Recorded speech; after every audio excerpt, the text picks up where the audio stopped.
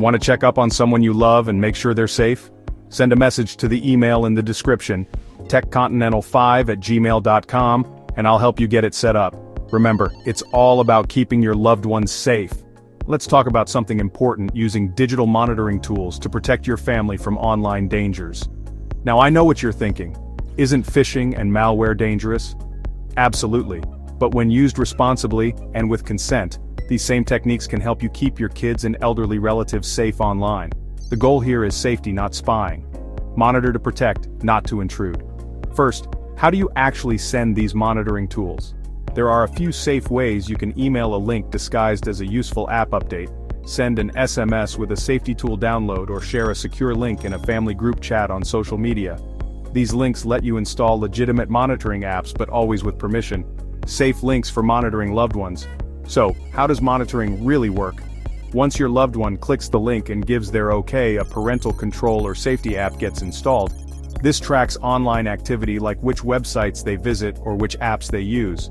Some setups, even with a fake login page, again only with consent, can help you monitor account activity and keep an eye on risky behavior. Many of these tools send real-time alerts if someone visits dangerous sites or gets a suspicious message. Remember, the key word here is consent. Track activity safely, with full transparency. Let's bring this to life with some real-world examples. Picture a parent using monitoring software to make sure their teen avoids harmful websites or dangerous strangers online. Or maybe you're helping an elderly parent steer clear of phishing scams that could drain their savings. Some families use these alerts to manage screen time too, so kids stay healthy and balanced. Protect your family from online dangers. Now here are my top tips for safe and ethical monitoring.